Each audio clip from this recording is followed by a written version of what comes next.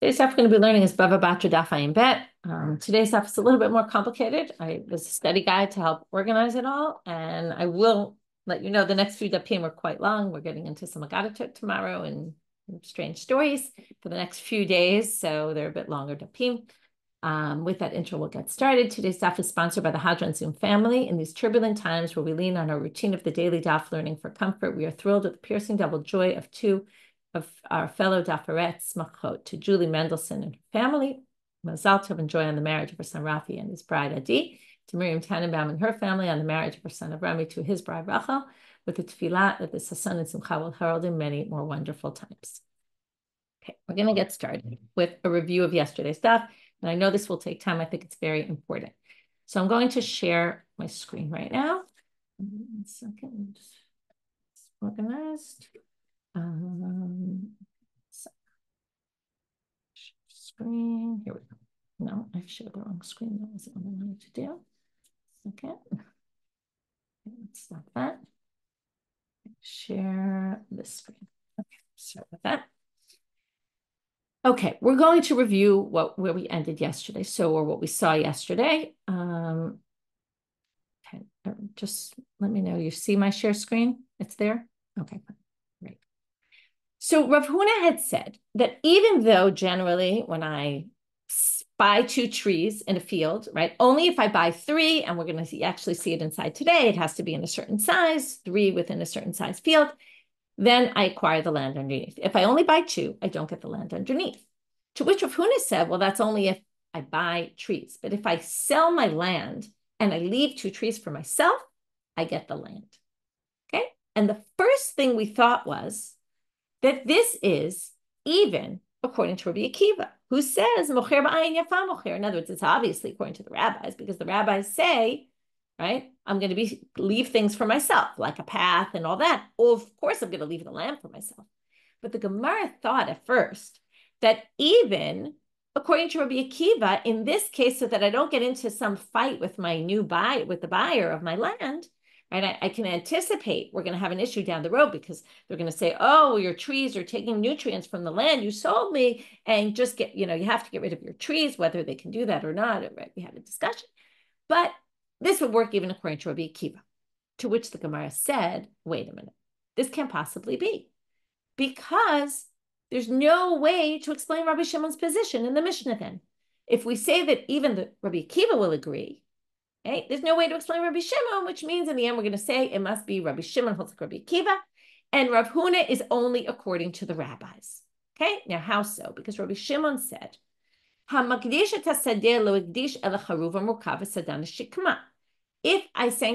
I consecrate a field. Now, with a sale, we said you're only going to get the things that are really connected with the field, which excludes the bore, the gat, the wine press, all those things. And it also excludes a big, solid, important tree like a charuv, a grafted carob tree, or a sycamore tree. Now, when it comes to hekdesh, though, the rabbis say, no, makdish tasadem makdish hakol. Everything, everything, everything. You're going to get the bor, the gat, the shovach, all those things are going to be included. And of course, the charuv and the sadan. Rabbi Shimon says, I disagree with you. Maybe you'll get more, but the only thing more you're going to get than in a sale is the carob tree and the sycamore tree. Why? Because those, and then the Gemara had explained that there's a braita that explains Rabbi Shimon's position, because they get nutrients from the ground. And since the ground is going to be all hekdesh, because you sanctified the ground, so the ground is all hekdesh, well, then the tree that grows from it is also going to be hekdesh. Now, what does that assume? That if I want to leave the trees for myself, I would have left the trees out of the consecration, but not the ground. And since the ground, then also not the trees. But the premise of Rabbi Shimon's position is that I don't get to keep the ground, which means that there's somebody who holds that the ground, right, that if I tried to keep the ground for myself, it wouldn't work with these trees, right? And that's not what Rav Huna said. Rav Huna said everyone would agree. So the only way to explain Rabbi Shimon is to say that Rav Huna only fits in with the rabbi's position, that really it's mocher ba'ayin ra'a mocher, and that's why you're going to keep the ground to yourself, which then the Gemara had said, well, then what's the chiddush here? Okay, whatever. We'll leave that issue aside because we resolved that. But Rabbi Shimon holds like Rabbi Akiva, that mocher ba'ayin yafa mocher, and makdish ba'ayin yafa makdish. And since when I consecrated my field, I must have not left myself the land, okay, underneath. And then that would mean that I also end up, right, by default, I can't have the charuv, I can't have the sadan. That's where we ended. So that's really important to understand really well before we get started today. So now we're going to have a difficulty with, so the way we resolved, and you can see in this chart here, there's two answers to how to resolve Rabbi Shimon with Rav Huna. Right now we resolved it by saying Rabbi Shimon must hold like Rabbi Akiva, and Rav Huna must hold like the rabbis. And that's the way to resolve it. But this is not going to work at all. Now, why is this not going to work? And I'll explain it to you outside, and then we'll get to it inside. We're going to read a long braita with 3 sections. The second section we're going to make an assumption from, which is an obvious assumption. And from that, now this braita doesn't say who's the author of the braita, but what we're going to show is that the braita can't match Rabbi Akiva. It can't match the rabbis. The only one left for it to fit in with must be Rabbi Shimon, which means we're going to assume that Rabbi Shimon is the author of this braita, to which later we're going to have a question say, there's some other problem saying Rabbi Shimon is the author of this braita, and we'll resolve it. But we're going to say Rabbi Shimon's the author of this braita, and it's clear he doesn't hold not like the rabbis and not like Rabbi Akiva when it comes to hekdesh, and then we're going to have a problem because we're going to have to knock out this answer that we said, because we explained Rabbi Shimon in our Mishna is holding like Rabbi Akiva. And now we're going to show that it's clear that Rabbi Shimon doesn't hold like Rabbi Akiva, and therefore we're going to have to come up with a different answer. Okay, this Tirut Shnayim, which is going to make it more complicated to figure out, we're going to have to say, how can we possibly explain Rabbi Shimon in the Mishna? So that's the framework of what we're doing, but now we're going to learn it all inside. So our daf starts off with the question, can you really say Rabbi Shimon holds like Rabbi Akiva? And we're going to prove, like I said from this braita, that he doesn't. V'hatanya, doesn't it say in a braita, Hikdish shlosha ilanot mimata asara lebeit se'ah. Somebody sanctifies, and here we get to the measurement, 3 trees within a space. I'm going to stop sharing screen for the moment because we don't really necessarily need the charts for this. Somebody sanctifies 3 trees or consecrates 3 trees within a field that has 10 trees for a space where you could plant a se'ah. Okay, it's a certain measurement. It's not so important to know all these measurements, but this is the basic size of a normal field where you can plant 10 trees, where they're not too close together, where if they're too close together, they won't really make it. And they're not too spread apart, that you'll see why that's relevant. Because they're not so spread out, these 3 trees that I sanctified within this field that has 10 trees within a certain space, it's a certain ratio of how close things could be. Nowadays we would just say, if they're within X amount of inches or feet or meters or whatever it is from each other, that's how you would say it. But they said it by defining it this way. Then we're going to assume that along with these 3 trees, the ground underneath is also part of what you consecrated. Okay? This is what we were talking about before. 3, the ground goes with the trees. 2, it doesn't. Okay? However, before Rav Huna said, right, that's different if Shiur, and Rabbi Shimon also. Okay, we're going to get to how this connects. So, leficha, kishehu podeh. Now we get into something else. If you have trees or you have land, it's going to be different how we evaluate the value of it as relates to the temple. Now we're talking about, I consecrated a field or I consecrated the trees. What does that mean? It means I have to give their value to the temple. So when I go to give their value for the temple, we assess its value. If it was an ancestral field, which we're going to talk about a bunch of times today, it's a field that from the time of Yoshua was in my family's possession. It always goes back in the Jubilee year if you sell it, all sorts of rules for ancestral fields. If it was one of those kind of fields, then there's a certain amount according to the Torah that we evaluate land at. It's 50 shekel kesef for core, which is 30 se'ah. Okay, this is 1 se'ah. We said 10 in a field, right, in an area of 1 se'ah, and you took 3, so it's like a 30th of this amount of the 50 shekel. Plus the 50 shekel is if it's right after the Jubilee year, and then you deduct, it's really like 1 shekel kesef a year. It's a very small amount. If it were that, I would evaluate how much, if we view it as land, then I evaluate it with the rules of land, which, if assuming it was ancestral property, then it's going to be 1/3 of this area of a se'ah out of, right, the 1 se'ah in a field of 30 se'ah. So it would be 1/3 of 1/30th of this 50 shekel kesef, and it would depend also what year of the Jubilee year. It would come out to a very small amount. It's all relative to, right? It's the value of the trees within this field. If we view it as trees, it's the value of, if I wanted to buy a tree like that, what would the tree cost? And then that would be different. So it really depends whether we view this as trees or we view it as a field.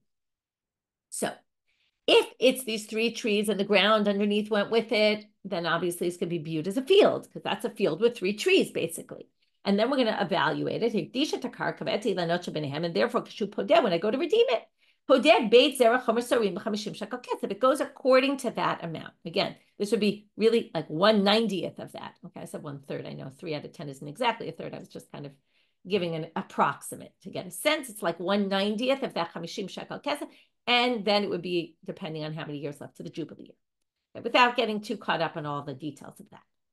Pachot miken, case 2, and this is the one that's important for us. Pachot mikano yoter al ken. If it was more crowded than that, okay, it was in a space that was less than that, or it was in a space that was more than that, then the land doesn't go along with it, because then they're viewed as just individual trees. Or I first consecrated one tree, then I consecrated another tree. Then this is all viewed as totally independent things. And then, so then I wouldn't get the land. That wouldn't be, not that I wouldn't get it. It wouldn't be consecrated. Just each tree was viewed as individual. And I wouldn't get, this is just a side point, any small trees. We're obviously talking about big trees here. If there were small trees growing in the middle or any kind of growths, that wouldn't be mine, because that belongs to the ground. That wouldn't be consecrated. It wouldn't be included in what I consecrated, because I just did the trees. Now, what does that show? Just to remind you what we're talking about. 3, right? Individual trees, 1 tree or 2 trees, right? Not 3, and not in this space, whatever. If I consecrated it, I didn't consecrate the land underneath. Now, what did we just say? That we do consecrate the land underneath. That's why even Rabbi Shimon says the charuv and the sadan go along with it, because the land will be consecrated, right? Right, we're going to see, sorry, let's do it like this. If I'm makdish ba'ayin yafa, right? Then if I'm makdish trees, if I'm makdish ba'ayin yafa, it's not the exact same case as before, sorry. If I'm makdish ba'ayin yafa, which is what everybody, right, the Rabbi Shimon, we said, holds like Rabbi Akiva, that I sanctify ba'ayin yafa. If I sanctify ba'ayin yafa, then generously, then if I sanctify the tree, then the ground underneath should also be sanctified. So that's going to be a problem, because this braita doesn't say that. This braita says if I sanctify the tree, the ground is not sanctified. That's the key point here. Now, we still don't know it's Rabbi Shimon, okay? But hold off and we'll explain why it can't be anyone else. So since when I consecrated the tree, I did not consecrate the land underneath. So when I go to redeem it, I have to pay the value of the tree, because it's not considered a field at all. And another point, which we'll really come back to later, the Lord Ella, and not only that, but if we take case 2, a case where it wasn't 3 within this exact space, and it wasn't that I did them all at once. So in that case, I'm only consecrating the trees and not the land. What if I did tree, let's say tree 1, then I did tree 2, then I did tree 3 on separate occasions. Then I said I'm also consecrating the land underneath them. Well, then it's a unique situation, because I didn't do it all at once, and therefore it's viewed actually as both. Keshu podeh, when I redeem it, podeh te'ilanot bishovehen, I have to redeem the trees, I have to give the value of the trees, and then chozeru podeh chomer sorim b'50 shekel kesef, and then I have to do the value of the land, because if I do it on separate occasions, when I go to redeem it, we don't view this as one whole. We view it as a matter of the stages of what I did. So each tree and then the land, because I consecrated each tree and then I did the land. That's not important right now for our purposes. So now we're going to go back to number 2. Number 2 case in this braita basically assumes that someone who consecrates does it in a limited manner, right? Because I consecrated the tree, I didn't consecrate the ground underneath it. So Mare, who does this go according to?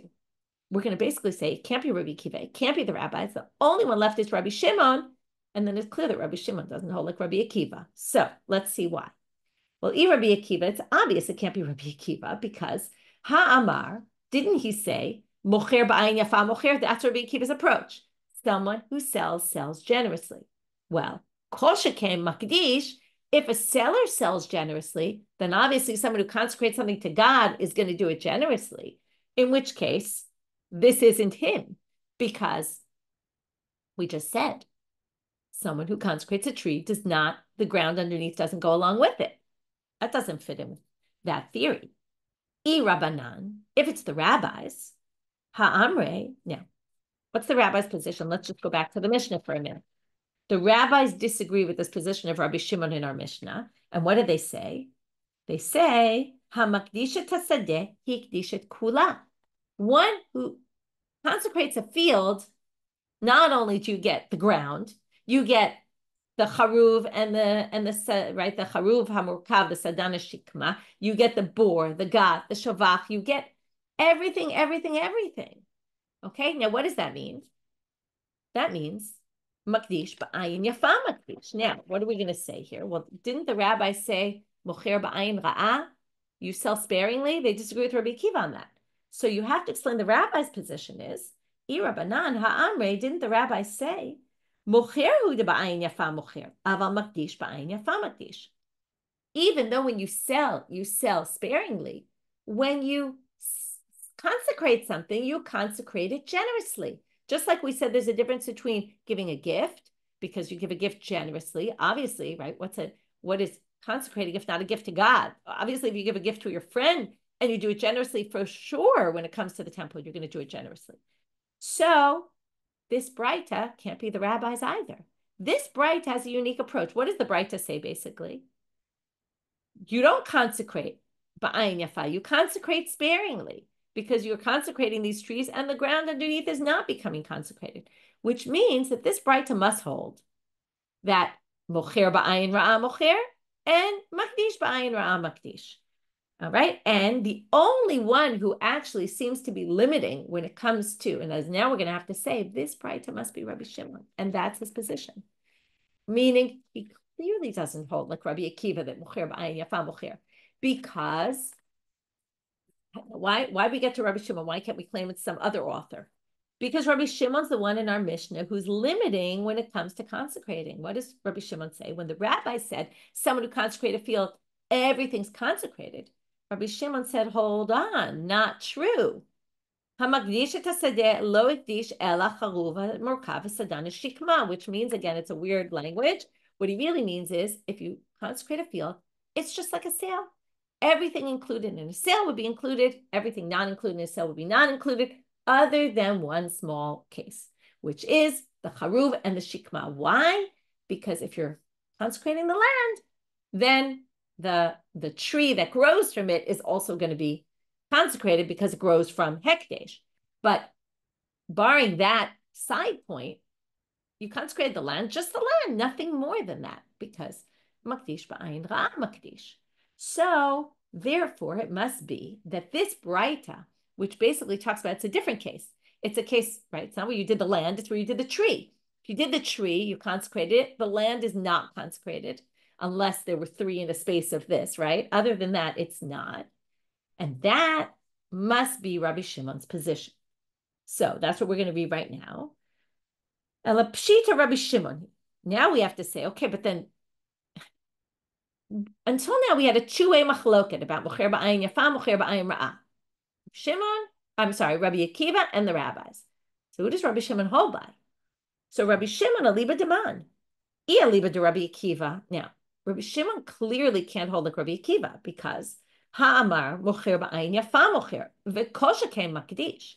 Okay, and here I'm going to pull up the chart, which summarizes this at the bottom of the sheet. Okay, the chart at the toward the bottom basically shows that Rabbi Akiva, when it comes to a sale or consecrating, is all going to say, obviously, mocher ba'ayin yafa. If you sell ba'ayin yafa, all the more so when you consecrate, you do it generously. And therefore, it can't possibly Rabbi Akiva, because he's across the board ayin yafa, whereas Rabbi Shimon is across the board ayin ra'ah. And that basically goes against what we started, what we ended yesterday with, where we said, in order to explain Rabbi Shimon and Rav Huna, you'd have to explain Rabbi Shimon holds like Rabbi Akiva, and Rav Huna holds like the rabbis. But now we just said there's no way Rabbi Shimon holds like Rabbi Akiva. And therefore, ela pshita aliba de Rabbanan, Rabbi Shimon must hold in the big debate, whoever sells ba'ayin yafa or ba'ayin ra'ah, Rabbi Shimon must hold like the rabbis. If you sell sparingly. V'kasava Rabbi Shimon, however, he differs with the rabbis on the following thing. So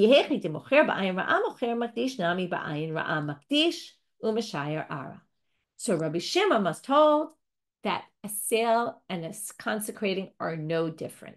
It's all done sparingly. Anything a person does is going to be sparing, whether it's selling and not anything, but we're talking about selling, consecrating, or all ba'ayin ra'ah.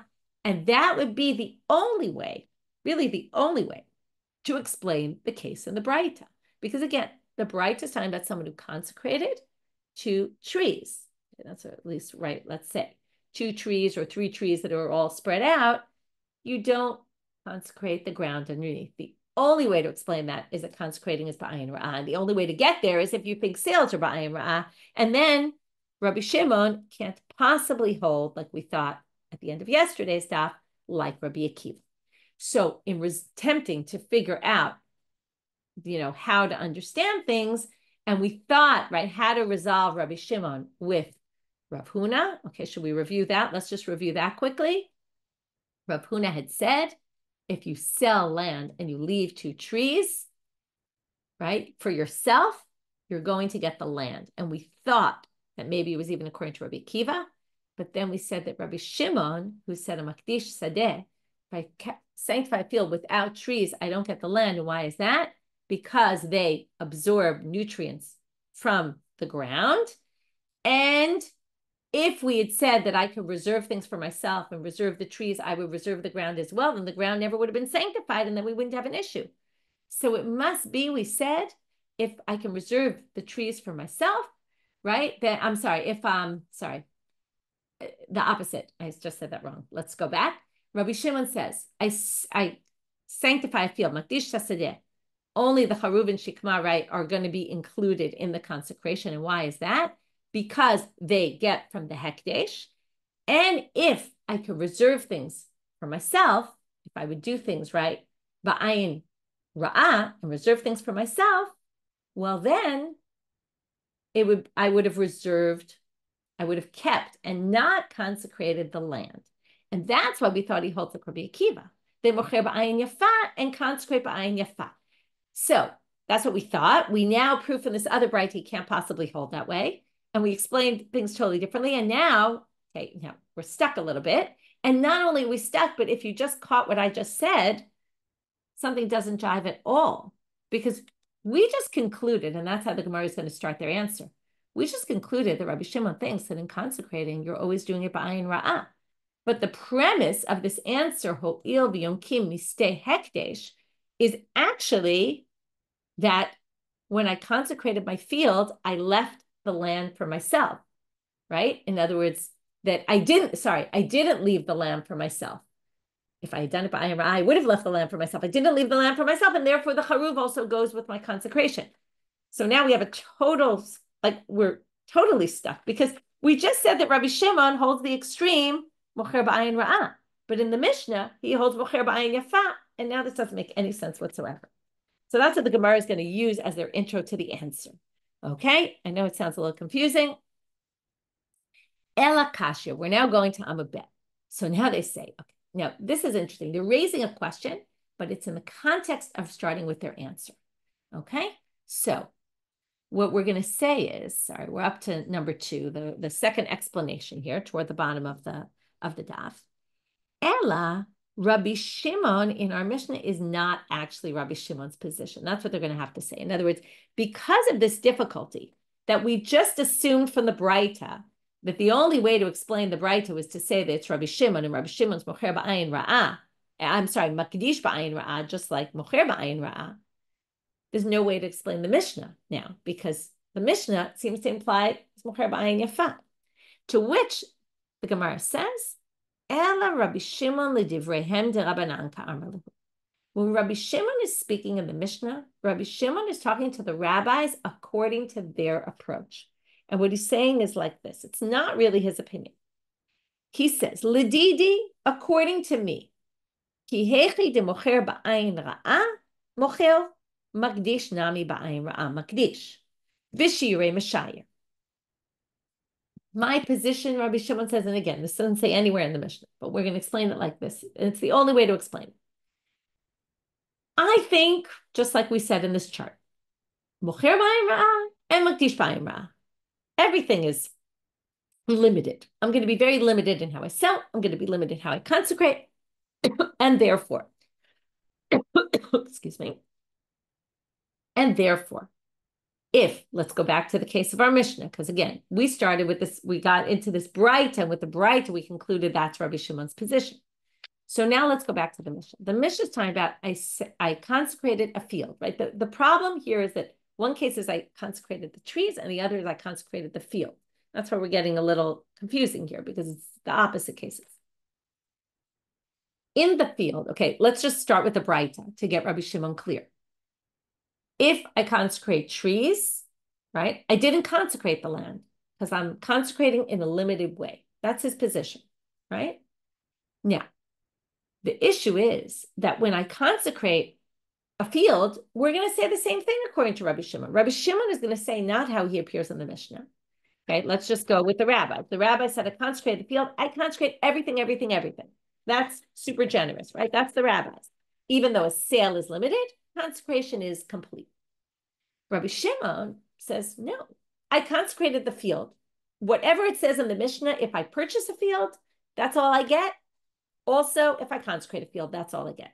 I'm not going to get the charuv, the shikma. I'm not going to get the stones that are not for the purpose of it. I'm not going to get all the gat, the boar. I'm not going to get it. And that's not that I'm not going to get it. It's not consecrated. None of that is included in my consecration. But Rabbi Shimon now, when Rabbi Shimon says, at least, right now, again, let's look at his words. Back to the Mishnah. Rabbi Shimon says, Rabbi Shimon says, now, we thought Rabbi Shimon said Makdish Tasadeh lo ikdish any of those items. He says, well, of that list of items that don't go with the sale, the charuv and the shikma are part of the consecration. So what he's saying is, L'divrei Rabbanan ka'amar lahu. He's talking according to them. L'didi, to me, I'm just repeating again. I think, really my own position, if you sold, they're not included in a sale. If you consecrate, they're not included in consecration. All of those, everything, everything, everything. But lididhu, according to you, odeli miha, at least admit to me though, dilo hikdish ela charuva murkava sadana shikma. At least agree with me that the only things on those lists, the only things on that list should be haruva murkava sadana shikma. If I consecrate a field, comes to Rabbi Shimon and says, if I consecrate a field, according to you, rabbis, you think that there's a distinction between selling and consecrating. You think selling, people are sparing, stingy. They don't sell everything. When it comes to consecrating, you think they include more. Here's the key word, more, okay? It's more generous.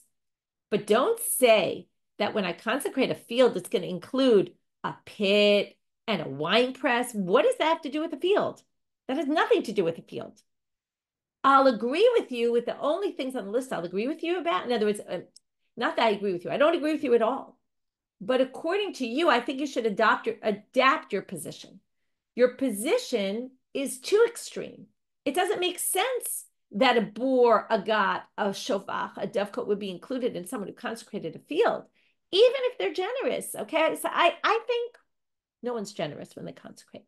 But to you who think people are generous, I think that you should limit yourself to only the charuv and the shikma. And why is that? And that's what we already saw before, The Rabbi Shimon explains what's the reason, because they get their nutrients from the ground. So if I say I'm consecrating a field, it will include field and everything that goes with the field and things that grow from the field, okay?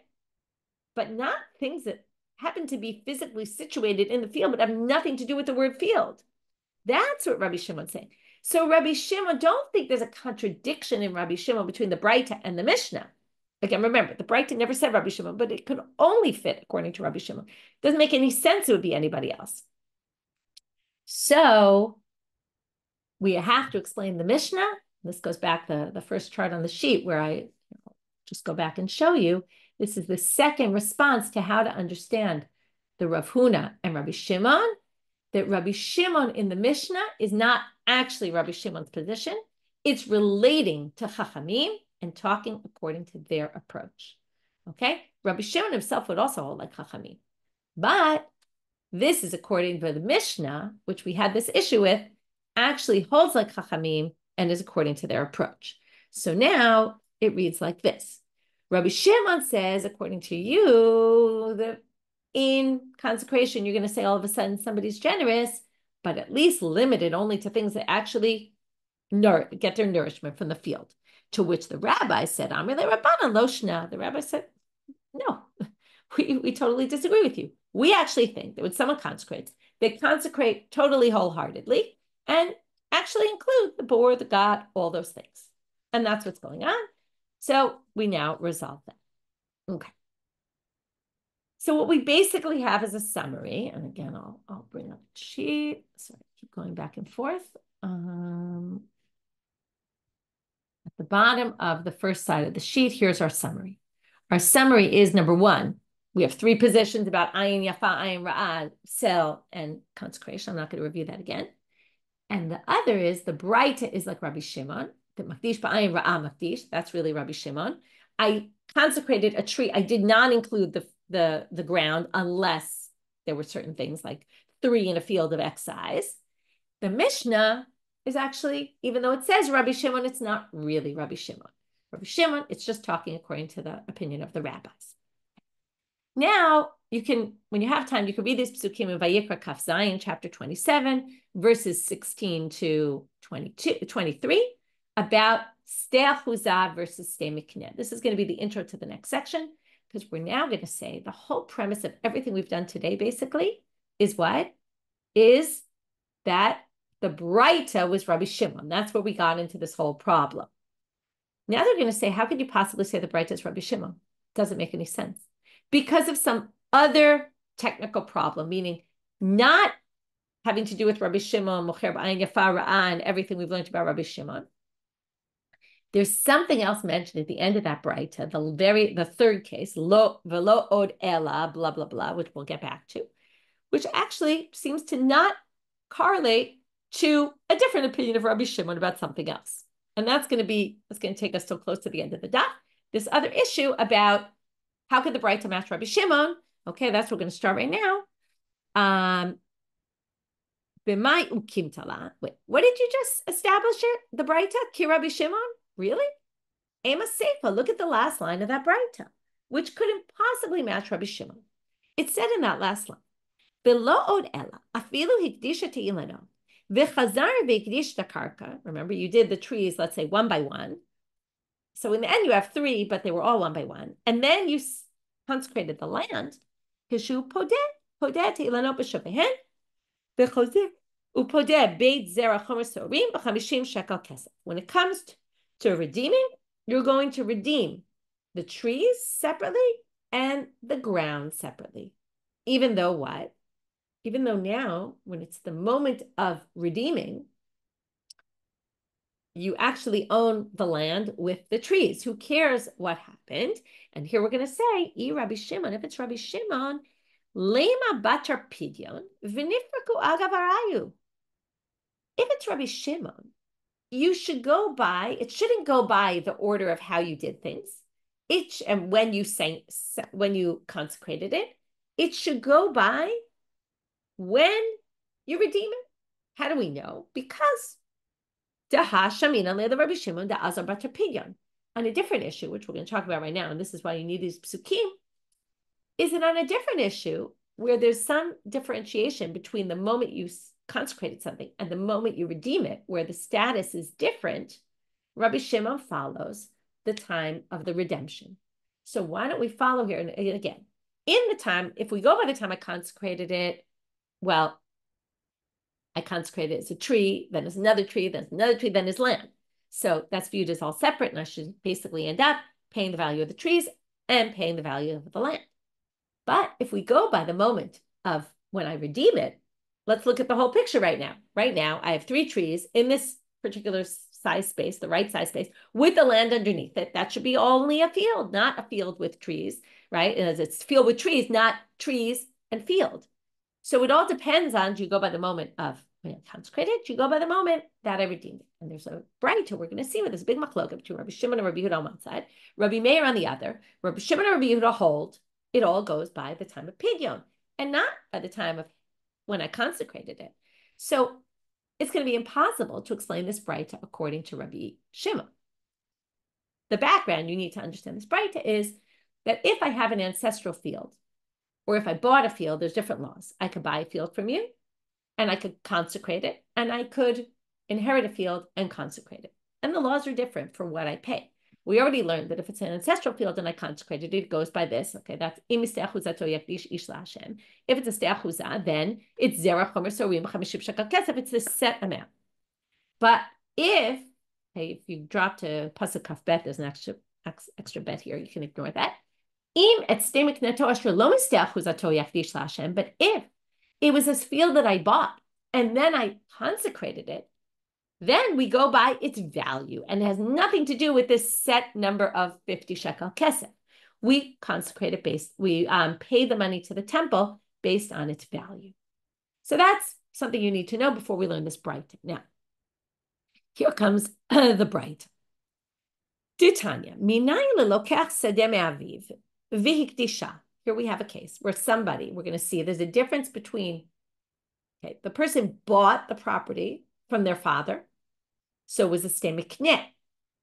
Then they consecrated it. So theoretically, what would you say? It's a stei mikneh. If they go to redeem it, what would you do it? Based on its actual value, because it wasn't an ancestral field, because they bought it off their father.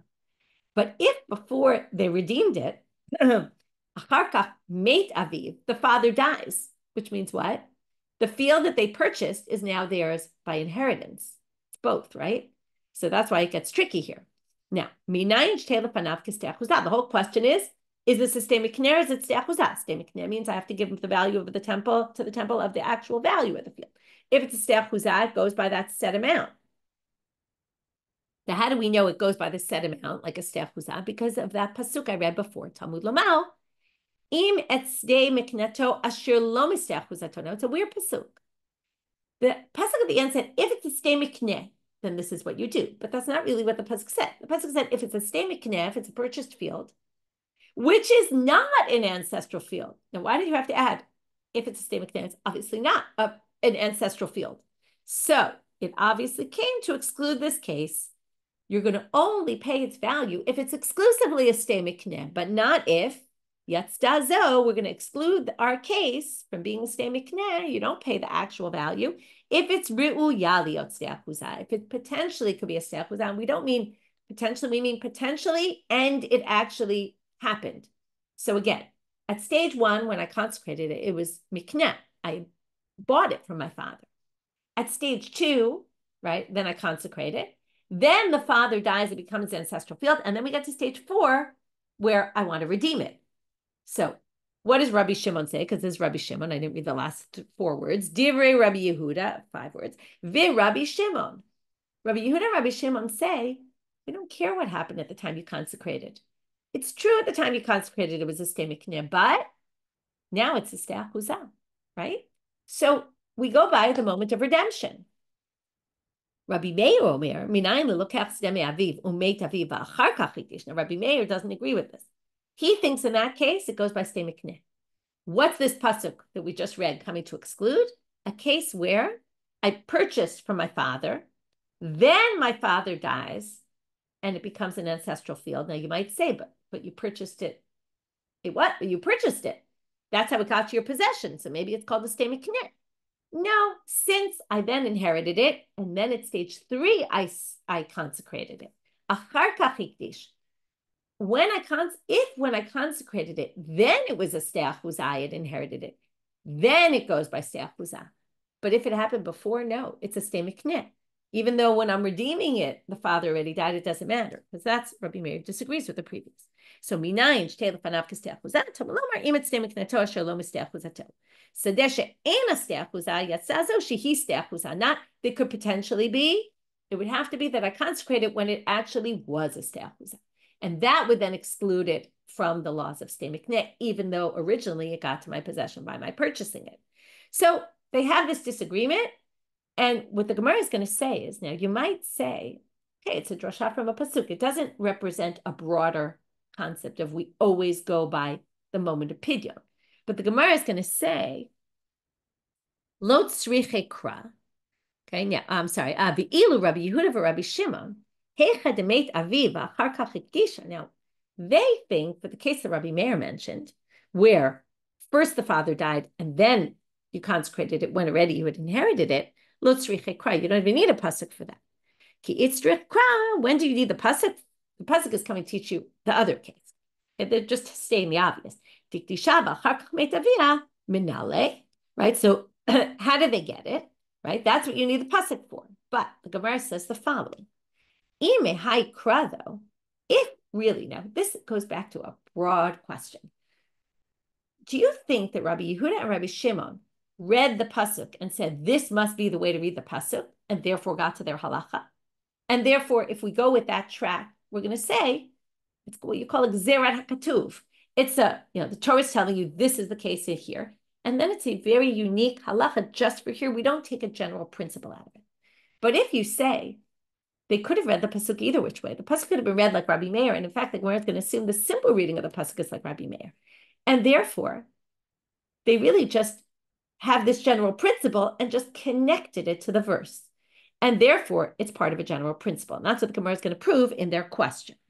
So they're going to say, if really it's mehai kra, if really they learn it directly from the way they read the pasuk, we don't buy that because because you can very easily, and in fact, the simpler reading of the pasuk is like Rabbi Meir, because it says it's a stay mikneh that is not a stei chuzah, meaning when you sanctified it, it wasn't a stei chuzah. And then that would be, right? Then it would be a stei mikneh. But if it was already a stei chuzah turned into a stei chuzah, and then you sanctified it, that would be Rabbi Meir. That would be the simpler way to read the pasuk.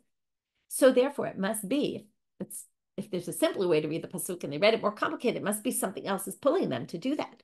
It must be because they think that the moment of pidyon is the moment that determines everything. And then what's the problem? That third line in our Mishna doesn't go like Rabbi Shimon.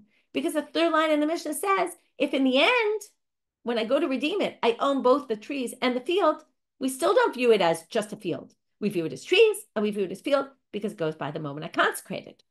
And that doesn't match Rabbi Shimon's basic principle. To resolve that and bring everything back and say it's all okay, we still can explain the braita, and we don't have to undo everything we did in today's class. So Rav Nachman bar Yitzchak comes with a reasonable explanation and said, or I don't know, you could call it reasonable, you could call it not reasonable. I'm Rav Nachman bar Yitzchak lo'olam ba'alma Rabbi Yehuda Rabbi Shimon lo asli batar pidyon. This is not based on a general principle that they think always. This is a real unique drasha on the pasuk. Ha-chakra eshkahu darish. And this is why I said it's fascinating. It's all about how did people get to halacha? Does halacha, right? Like chicken before the, right? What came first, chicken or the egg? What came first, the halacha or the drasha?